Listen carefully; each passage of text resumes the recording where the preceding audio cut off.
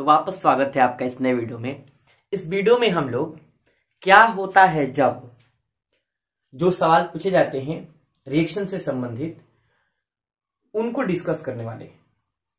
हमने हेडिंग लिखा है क्या होता है जब, और सवाल एक एक करके बोलेंगे, आप लिखते हुए चलिएगा और फिर हम उसका सॉल्यूशन देते हुए चलेंगे। तो चलिए हम शुरू करते हैं इस वीडियो को और सबसे पहला सवाल देखते हैं कि सबसे पहला सवाल क्या है। हम मेनली क्वेश्चन बैंक के ऊपर ही फोकस करेंगे क्योंकि एग्जाम नजदीक है और लगभग 1 से 2 नंबर का ये क्वेश्चन बिल्कुल पूछा जाता है। पिछले 2 साल 19 और 20 में लगभग 1 से 2 नंबर के क्वेश्चन पूछे गए हैं। पहले ये 5 नंबर के क्वेश्चन पूछे जाते थे। तो हम सबसे पहले ये 2011 का क्वेश्चन है, क्वेश्चन बैंक में आप चेक करिए 2011 का क्वेश्चन है, क्वेश्चन नंबर 5 का ए और बी क्वेश्चन। तो उसको सबसे पहले हम बोलते हैं और आप लिखते चलिएगा। तो सबसे पहला सवाल क्या है बोलते हैं। सबसे पहला सवाल है इथेनॉल का ऑक्सीकरण अम्लीय KMnO4 घोल के द्वारा कराया जाता है। तो इथेनॉल का ऑक्सीकरण जरा देखिए, हम लिखते हुए चलेंगे और ध्यान देते हुए आप चलिएगा। हम कुछ अलग तरीके से लिखेंगे, आप देखते हुए चलिएगा। इथेनॉल का क्या हो रहा है भाई, ऑक्सीकरण हो रहा है। इथेनॉल का ऑक्सीकरण यानी ऑक्सीडेशन। तो जब ऑक्सीकरण यानी ऑक्सीडेशन हो रहा है तो और किसकी उपस्थिति में हो रही है, किसकी उपस्थिति में, कह रहा है अम्लीय KMnO4, अम्लीय KMnO4 पोटेशियम परमैंगनेट। तो बताइए कि सवाल क्या मतलब जवाब क्या होगा। तो कहिएगा, पहले उत्तर लिख लीजिए। जब इथेनॉल का ऑक्सीकरण अम्लीय KMnO4 की उपस्थिति में कराई जाती है तो एसिटिक एसिड यानी एसिटिक अम्ल का निर्माण होता है। एसिटिक अम्ल का निर्माण होता है। कैसे होता है अब जरा देखिए, ये हिंदी में डायग्राम है, बस डायग्राम है और कुछ नहीं। जरा देखिए, इथेनॉल CH3 CH2OH को इथेनॉल कहा जाता है। हमने कॉन्डेंस फॉर्म में लिखा है इसको, आप चाहे स्ट्रक्चरल फॉर्म में भी लिखे, कोई दिक्कत नहीं है। ये CH2OH, ये क्या है, इथेनॉल है, इथेनॉल है। इसका ऑक्सीडेशन यानी ऑक्सीकरण किसकी उपस्थिति में, एसिडिक KMnO4, तो अम्लीय लिख देते हैं, अम्लीय KMnO4 की उपस्थिति में हम करा रहे हैं। और इस प्रोसेस को हम लोग क्या कह रहे हैं, ऑक्सीडेशन यानी ऑक्सीकरण। आप हिंदी इंग्लिश जो लिखना है लिखते रहिएगा, हिंदी लिख दिए इधर। ऑक्सीकरण हमेशा नेसेंट ऑक्सीजन के साथ होती है। आप अम्लीय KMnO4 लिखे हैं, यहां अगर आपके सवाल में क्षारीय KMnO4 दे दे, क्षारीय K2Cr2O7 दे दे, अम्लीय K2Cr2O7 दे दे, तो और नाइट्रिक एसिड दे दे, नाइट्रिक अम्ल दे दे, HNO3 दे दे, तो भी आप ऑक्सीडेशन रिएक्शन करा सकते हैं।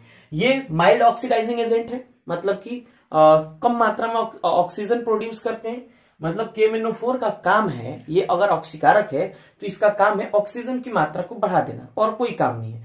तो हम लोग क्या करते हैं, जैसी अम्लीय KMnO4 का ऑक्सीडेशन होता है किसकी उपस्थिति में, नवजात ऑक्सीजन।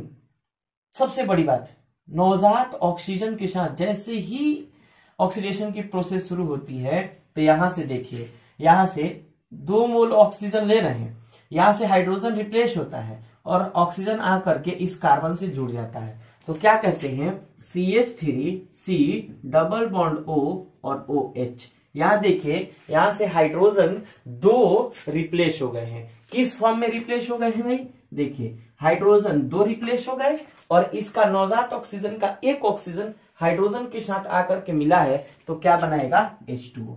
क्या बनाएगा, H2O। तो ये आपका इथेनॉल से क्या बन गया, एसिटिक एसिड। क्या बन गया, एसिटिक एसिड। बात क्लियर हो गई। हम बहुत सारे सवाल और बता देते हैं, जैसे ये देखिए CH3 CH2OH कह दे, है ना, 2 मोल ऑक्सीकारक। देखो नवजात ऑक्सीजन आप रखो न रखो कोई दिक्कत नहीं है, अगर आप अम्लीय KMnO4 रख रहे थे, अगर यहाँ क्षारीय KMnO4 रखते तो भी ये आपकी रिएक्शन होती और फिर से वही प्रोडक्ट बनता CH3C डबल बॉन्ड O और फिर OH और प्लस H2O, यही प्रोडक्ट आपका बनता। ठीक है, इसी तरीके से अगर इथाइल अल्कोहल को ETOH भी लिखते हैं, लिख देते हैं शॉर्टकट में। यहां से देखिए, यहां देखिए, अगर डायरेक्ट अब ऑक्सीकारक नहीं रख रहे हैं, नवजात ऑक्सीजन नहीं रख रहे हैं, अगर डायरेक्ट कह देता कि एसिडिक यानी अम्लीय K2Cr2O7 इसके प्रेजेंस में भी कहता ना, तो ये भी ऑक्सीडेशन रिएक्शन है। कौन सा प्रोसेस है ये? ऑक्सीडेशन। और इसको ऐसे लिखते ET और फिर क्या लिखते COOH, तो इसमें ना थोड़ा प्रॉब्लम हो जाती है, तो स्ट्रक्चर लिख देते हैं CH3COOH प्लस H2O, ये आपका प्रोडक्ट बन जाएगा CH3 CH2 और फिर ये OH। अगर CH3 CH2 और फिर OH देता और HNO3 दे देता और बताइए कहता क्या कौन सा प्रोडक्ट बनेगा, तो ये बेहतर ऑक्सीडाइजिंग एजेंट है, मतलब कि स्ट्रॉन्ग ऑक्सीडाइजिंग एजेंट है। ये ना ऑक्सीजन की मात्रा को बढ़ा देगा इथेनॉल में, और जैसे ही बढ़ा देगा तो CH3 पहले तो एक ही था, अब दो दो ऑक्सीजन हो जाएंगे, एक और एक दो, और उसके साथ साथ ये H2O प्रोड्यूस करता है। क्या प्रोड्यूस करता है? H2O प्रोड्यूस करता है। तो एक क्वेश्चन है, कई सारे आपके सवाल भी इससे क्लियर हो जाएंगे। यहाँ एसिडिक यानी अम्लीय K2Cr2O7 का है, या क्षारीय मतलब बेसिक K2Cr2O7 का है, कुछ भी कहे अम्लीय क्षारीय, तो आप ऐसे ही आप उसका जवाब दीजिएगा। बात क्लियर हो गई? तो चलिए मैकेनिज्म की बात तो नहीं करेंगे, एक नंबर का क्वेश्चन पूछा है, ठीक है, तो मिटाते हैं इनको और आगे बढ़ते हैं। इथेनॉल का कर रहा है, जैसे प्रोपेनॉल का कहता तो भी प्रोपेनोइक एसिड बनता, मतलब अल्कोहल का ऑक्सीडेशन अगर होगा, तो अल्कोहल का ऑक्सीडेशन अगर होगा तो हमेशा कार्बोक्सिलिक अम्ल का निर्माण होता है। यहां इथेनॉल कर रहा था तो हम इथेनोइक एसिड या एसिटिक एसिड जिसको कहते हैं ये हम बनाए थे, और अगर प्रोपेनॉल का कहता तो प्रोपेनोइक एसिड बनाते। मतलब कि अल्कोहल का ऑक्सीडेशन अगर कराएंगे तो हमेशा कार्बोक्सिलिक अम्ल यानी कार्बोजाइलिक एसिड का निर्माण होगा। बात क्लियर हो गई? चलिए दूसरे सवाल की तरफ बढ़ते हैं। दूसरा सवाल है, इथेनॉल की अभिक्रिया PCl5 से कराई जाती है। सुनिए जरा, करा इथेनॉल की अभिक्रिया तो फिर से लिखते हैं, हिंदी नहीं लिखते, अंग्रेजी लिख लीजिएगा। इथेनॉल की अभिक्रिया PCl5 से कराई जाती है, PCl5 से, तो क्या बनेगा भाई? बनेगा क्या? इथाइल क्लोराइड बनेगा। क्या बनेगा? Ethyl chloride. सवाल तो आपको समझ में आ गया। इथेनॉल की अभिक्रिया PCl5 से कराई जाती है तो क्या बनेगा? इथाइल क्लोराइड बनेगा। हमने तो पहले लिख दिया, लेकिन बनता कैसे जरा देखिए। ये है आपका इथेनॉल, मतलब वही इथाइल अल्कोहल CH2OH। अच्छा, किससे? PCl5 से। रिएक्शन कैसे होती है जरा देखना। क्या बनाएगा यहां देखो तो, हाइड्रोजन और क्लोरीन बाहर निकलेगा, तो जरा चेक करो क्या क्या बनेगा। HCl सबसे पहले बना देते हैं। अच्छा, Cl कितने बचे? 4 बच गए। कितने बच गए? 4। अच्छा एक बात बताओ, यहां से एक क्लोरीन यहां आकर के जुड़ जाता है तो CH3 CH2 और फिर क्या बनेगा? फिर Cl। फिर क्या बनेगा? Cl। अच्छा, और कितने बच गए? Cl3 बच गए, तो Cl3 POCl3 बना लेगा, तो बना लेगा आपका POCl3 आप प्लस HCl। ये फास्फोरस ऑक्सी ट्राइक्लोराइड है और ये HCl हाइड्रोक्लोरिक एसिड है। ये इथाइल क्लोराइड हो गया आपका। क्या हो गया? इथाइल क्लोराइड हो गया। बात क्लियर हो गई? ये है इथेनॉल, और इथेनॉल से हमने क्या बनाया? Ethyl chloride. देखो यहां से OH हटाओ, क्लोरीन ले आकर के यहां शिफ्ट करा दो। OH में से एक H Cl से रिएक्शन करके बाहर निकलेगा HCl के फॉर्म में, O बचेगा और यहाँ PCl3 बचेगा, तो PCl3 को ऑक्सीजन के साथ ले जाकर के शिफ्ट करा दो तो POCl3। ठीक है, इथाइल क्लोराइड आपका बन गया। बात क्लियर हो गई? SOCl2 से रिएक्शन होती तो क्या बनता? तो भी इथाइल क्लोराइड ही बनता। ठीक है। SOCl2 से रिएक्शन होती तो ही इथाइल क्लोराइड ही बनता। तो SOCl2 यानी थायोनाइल क्लोराइड से भी रिएक्शन होती तो इथाइल क्लोराइड ही बनता।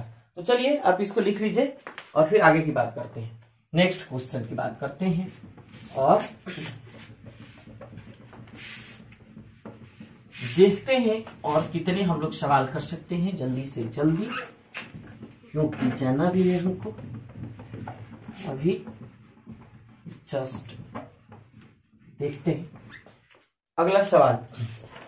अगला सवाल है आपका, क्या होता है जब अमोनिया क्लोरीन की अधिकता के साथ अभिक्रिया करता है। देखिए क्या होता है जब अमोनिया, तो देखिएगा क्या होता है जब अमोनिया क्लोरीन की अधिकता से, ये अधिक मात्रा में है, क्लोरीन की अधिकता से अभिक्रिया करता है तो आपका प्रोडक्ट क्या होगा भाई, जरा सुनिए। तो क्या बनेगा यहां से जितने हाइड्रोजन है सबके सब रिप्लेस करा देंगे। जैसे CH4 से सभी हाइड्रोजन रिप्लेस हो जाते हैं क्लोरीन की रिएक्शन के द्वारा सनलाइट की प्रेजेंस में, तो CCl4 बचता है। वैसे ही यहाँ जितने हाइड्रोजन है सबको रिप्लेस करा दो। देखो एक एक करके रिप्लेस कराते हैं। ये हो गया NH2Cl और प्लस HCl, एक हाइड्रोजन एक क्लोरीन, हमने एक HCl रिप्लेस करा दिया, NH2Cl बचा। क्लियर है। अच्छा इसी तरीके से अगर NH2 और Cl और प्लस फिर क्लोरीन एक बार और रिएक्शन कराते हैं क्लोरीन, तब तक रिएक्शन होती जाती है जब तक कि सारे हाइड्रोजन खत्म नहीं हो जाते। तो ये हो गया NH और Cl2 और फिर HCl, बात क्लियर हो गई। अच्छा फिर NHCl2 प्लस Cl2 और फिर क्या हो गया NCl3 और प्लस HCl, बात क्लियर। देखिए NCl3 नाइट्रोजन ट्राइक्लोराइड, नाम क्या होगा नाइट्रोजन ट्राइक्लोराइड, ये आपका नाइट्रोजन ट्राइक्लोराइड हो गया। तो नाइट्रोजन ट्राइक्लोराइड का निर्माण होता है। ओवरऑल एक लाइन में अगर रिएक्शन लिखा जाए, ये 3 स्टेप में हमने लिखा है। जैसे मीथेन का आप Cl2 से रिएक्शन कराते थे, एलिमिनेशन रिएक्शन है, डिस्प्लेसमेंट आप भी कह सकते हो। अब जरा देखो एक लाइन में रिएक्शन लिखा जाए तो क्या कह सकते हैं, NH3 का रिएक्शन Cl2 से कराएं तो Cl2 से कराने पर NCl3 बना और फिर HCl बना। रिएक्शन को बैलेंस कर दिया जाए, क्लोरीन कितने हैं भाई 2 हैं, यहां है कितने 4, तो 2 दूना का 4 और नाइट्रोजन 1, हाइड्रोजन कितने हो जा रहे हैं हाइड्रोजन तो भाई साहब देखते हैं इनको बैलेंस करते हैं। ये अगर हाइड्रोजन हो गया 3 इधर तो नाइट्रोजन कितने हो गए 1, ठीक है। क्लोरीन कितना हो गया 3 1 4, तो 2 दूना का 4, 3 और 3 6 हो जा रहे हैं, तो क्लोरीन लिख देते हैं 3, हो जाएगा बैलेंस, बिल्कुल हो जाएगा। तो ये ओवरऑल एक लाइन में ये रिएक्शन आप लिखेगा, नहीं तो 3 स्टेप में तो ऐसे हो जाएगा। एक एक हाइड्रोजन को रिप्लेस करा है, एक एक हाइड्रोजन को देखिए, एक एक हाइड्रोजन को रिप्लेस करा है, बस और कुछ नहीं। चलिए इसको लिख लीजिए, इसको लिख लीजिए और आगे की बात करते हैं। मिटा दे, चलिए मिटाते हैं और फिर आगे की बात करते हैं। NH3 से Cl2 से रिएक्शन हुई है, Cl2 यानी क्लोरीन गैस की अधिकता के साथ, और एक हाइड्रोजन एक क्लोरीन बाहर निकला NH2Cl और HCl बना है। फिर NH2Cl Cl की Cl2 से रिएक्शन हुई है, तो फिर NHCl2 और फिर HCl बना है, और फिर NHCl2 की रिएक्शन Cl2 से हुई है, तो Cl2 से हुई है तो NCl3 का निर्माण हुआ है। बात क्लियर हो गई। चलिए अगला सवाल देखते हैं। अगला सवाल है, अम्लीयकृत K2Cr2O7 से H2S अभिक्रिया करता है। ये क्वेश्चन है 13 नंबर का, अथवा का क्वेश्चन है। अम्लीकृत K2Cr2O7 से H2S अभिक्रिया करता है। तो चलिए शुरू करते हैं। अम्लीयकृत माने एसिडिक K2Cr2O7 H2S से, तो सुनिए जरा, ये है अम्लीय यानी एसिडिक K2Cr2O7 और H2S रिएक्शन कर रहा है, प्रोडक्ट बताइए क्या बनेगा, है ना। तो सुनिए, अम्लीय लिखे,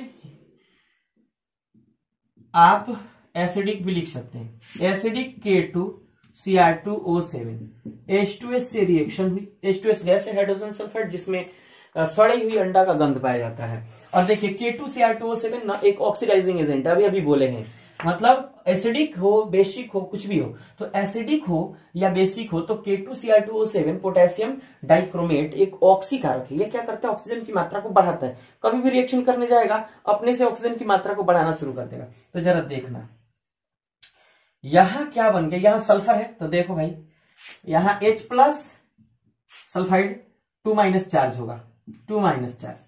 यहां Cr2O7 तो 2- चार्ज, यहां H प्लस। देखो तो प्लस माइनस से जाकर के जुड़ेगा तो K2S सल्फाइड से तो जुड़ेगा नहीं क्योंकि दो वैलेंसी है। तो क्या करता है K2Cr2O7 ऑक्सीजन की मात्रा को बढ़ाता है तो सल्फेट का निर्माण करता है। तो बन जाएगा यहां K2SO4। क्या बन जाएगा पहले K2SO4। क्लियर। अच्छा अब Cr2O7 बच गया, क्या बच गया Cr2O7। तो Cr2O3 क्रोमाइट बना लेते हैं और फिर जल बना लेते हैं, बिल्कुल क्लियर हो जाएगा। ठीक है हाँ, तो क्या बन गया कि Cr2O7 जो है वो टूटता है Cr2O3 में, जिसको क्रोमाइट कहते हैं। क्या कहते हैं, क्रोमाइट, क्रोमाइट कहते हैं। ये पोटेशियम सल्फेट हो गया आपका, पोटेशियम सल्फेट, पोटेशियम सल्फेट। और उस वापस से क्या बनाता है, H2O बनाता है। बात क्लियर हो गई। तो चलिए आप इसको लिख लीजिए, फिर अगली बात करते हैं। नेक्स्ट क्वेश्चन देखते हैं, हो गया बात। चलिए अगला सवाल देखते हैं। ताम्र सल्फेट की अभिक्रिया Ki के घोल के द्वारा कराई जाती है। तो इनको मिटाते हैं, यहां तो जगह है। चलिए कर ताम्र, ताम्र का मतलब होता है तांबा यानी कॉपर। अच्छा किससे कराई जाती है रिएक्शन भाई, किससे पोटेशियम। अच्छा ताम्र सल्फेट, ताम्र सल्फेट की रिएक्शन, ताम्र सल्फेट की रिएक्शन कराई जाती है किससे, पोटेशियम आयोडाइड से। बताइए प्रोडक्ट क्या बनेगा। ठीक है, ताम्र का मतलब कॉपर, कॉपर का सिंबल होता है Cu, सल्फेट को SO4 लिखते हैं। CuSO4 का एक्वा सॉल्यूशन होता है, ये ब्लू कलर का होता है जिसको ब्लू विट्रॉल भी कहा जाता है। ये है पोटेशियम आयोडाइड। जैसी रिएक्शन जरा देखो 10th क्लास में डबल डिस्प्लेसमेंट पढ़ के आए हो, मतलब द्विविस्थापन अभिक्रिया। तो यहां से पोटेशियम काफी ज्यादा क्रियाशील होता है कॉपर से, इनको रिप्लेस करेगा तो K2SO4 बना लेगा, K2SO4 पोटेशियम सल्फेट बना लिया। और ये CuI बना लेता है, तो ये हो गया पोटेशियम सल्फेट। अब बताइए पोटेशियम सल्फेट का कलर कैसा होता है, व्हाइट होता है। पोटेशियम सल्फेट, हिंदी इंग्लिश कोई भी लिखो कोई दिक्कत नहीं है। पोटेशियम सल्फेट आप इंग्लिश भी लिख सकते हो। तो पोटेशियम सल्फेट एक्वा सॉल्यूशन और CuI2, ये कॉपर आयोडाइड हो गया, कॉपर आयोडाइड हो गया, आयोडाइड। हिंदी इंग्लिश कुछ भी लिखो, लिख देते नीचे पोटेशियम सल्फेट, पोटेशियम सल्फेट। और ये है कॉपर आयोडाइड। बात क्लियर। तो ये आपके कन्वर्जन के क्वेश्चन हो गए, क्या होता है जब से रिलेटेड। और चलिए इसके आगे बात करते हैं नेक्स्ट क्वेश्चन की। तो चलिए मिटा दे, चलिए मिटाते हैं। K2Cr2O7 KMnO4 चाहे अम्लीय हो क्षारीय हो, ये हमेशा ऑक्सीकारक का काम करते हैं। हाइड्रोजन सल्फाइड एक ऐसा गैस है जिसमें सड़ी हुई अंडा का गंध पाया जाता है। आप अगर कहीं स्प्रे कर दिया जाए तो आप ना वहां रुक ही नहीं सकते, इतना खतरनाक। माने सड़ा हुआ जो अंडा होता है ना, उससे भी खतरनाक इसका, मतलब कि जो नेचुरल होता है उससे भी खतरनाक इसका गंध होता है। तो इसलिए ये थोड़ा खतरनाक है, ऐसी चीजों के संपर्क में ना आए तो बेहतर होगा। चलिए अगले सवाल की तरफ बढ़ते हैं, देखते हैं अगला सवाल क्या है। अगला सवाल आपको 2012 में ऐसा क्वेश्चन नहीं दिया गया है, क्या होता है जब से रिलेटेड। ठीक है हाँ, 12 में नहीं दिया गया, 13 की बात करते हैं। 13 में दिया है कि नहीं दिया है, 13 में सवाल दिया है 15 नंबर क्वेश्चन दिया है। सबसे पहला क्वेश्चन है सोडियम एसीटेट को सोडा लाइम के साथ गर्म किया जाता है। तो ये तो आपको आता ही है क्योंकि आप 10th क्लास से ही पढ़ते हुए आ रहे हैं, है ना। तो हम लोग तो 7th क्लास में पढ़े थे इस चीज को, लेकिन फिर भी कोई बात नहीं। चलिए पहला सवाल है, क्या होता है जब सोडियम एसीटेट को सोडा लाइम के मिश्रण के साथ गर्म किया जाता है। तो देखिए सोडियम एसीटेट ये है आपका एसिटिक एसिड, और हाइड्रोजन को रिप्लेस करके सोडियम ने सोडियम एसीटेट का निर्माण किया है। तो सोडियम एसीटेट को सोडा लाइम, तो देखिए कास्टिक सोडा ये है कास्टिक सोडा, तो कास्टिक सोडा को हम सोडा कहते हैं, और लाइम यानी चूना, लाइम यानी कि चूना, तो ये है सोडा और ये है लाइम। बात क्लियर हो गई। गर्म किया जाता है, क्या किया जाता है, गर्म किया जाता है। तो गर्म करने पर क्या क्या बनेगा भाई, देखो तो जरा, ये है सोडियम एसीटेट, सोडियम एसीटेट। तो सोडियम एसीटेट को आपने गर्म किया कास्टिक सोडा और लाइम के साथ, तो बनता है क्या, देखो यहां से ये वाला पार्ट निकल जाता है, ये वाला पार्ट निकल जाता है, और जब ये वाला पार्ट निकल जाता है CO2 के फॉर्म में, तो उसके बाद बनाता है सोडियम कार्बोनेट 2 मोल, और फिर आगे ये CH3 और यहां का हाइड्रोजन आकर के यहां जुड़ता है, तो क्या बनता है CH3 और H मतलब मीथेन, क्या बनेगा, मीथेन। और उसके बाद ये मेन प्रोडक्ट है, उसके बाद बाई प्रोडक्ट के रूप में सोडियम कार्बोनेट Na2CO3 का निर्माण होता है, Na2CO3 का निर्माण होता है, वो भी कितना मोल, 2 मोल। तो आप बैलेंस कर लीजिएगा, बस आपको यही लिखना है कि जब सोडियम एसीटेट को सोडा लाइम के मिश्रण के साथ गर्म किया जाता है तो मीथेन गैस का निर्माण होता है। बात क्लियर हो गई। चलिए आगे की बात करते हैं। नेक्स्ट सवाल क्या है, नेक्स्ट सवाल है आपका, कैल्शियम कार्बाइड जल से अभिक्रिया करता है, कैल्शियम कार्बाइड जल से। तो देखो तो जरा, ये हो गया आपका कैल्शियम कार्बाइड, कैल्शियम कार्बाइड किससे रिएक्शन कर रहा है, जल से, जल से रिएक्शन कर रहा है, जल से रिएक्शन करता है तो क्या बनाता है भाई। अब देखो ये जो सवाल है थोड़ा स्ट्रक्चरल थोड़ा बनाते हैं। ये देखो C2 है, C2 का मतलब क्या है, कार्बन कार्बन ट्रिपल बॉन्ड, अच्छा, और कैल्शियम इससे जुड़ा है, कैल्शियम ऐसे इसको जोड़ सकते हो, ठीक है। अब जरा देखना किससे रिएक्शन करा रहे हैं, जल से। तो कैल्शियम कार्बाइड का जल से रिएक्शन करा रहे हैं, तो क्या बनेगा, तो बनेगा एसिटिलीन यानी CH ट्रिपल बॉन्ड CH, ये है एसिटिलीन, एसिटिलीन गैस, और उसके बाद बनता है CaOH ट्वाइस, कैल्शियम हाइड्रोक्साइड। तो एसिटिलीन और फिर कैल्शियम हाइड्रोक्साइड गैस का निर्माण हो गया। तो एक काम करते हैं, इतना ही तक रहने देते क्योंकि समय मेरे पास नहीं है, हम अगले वीडियो में अगले क्वेश्चन की बात कर लेंगे।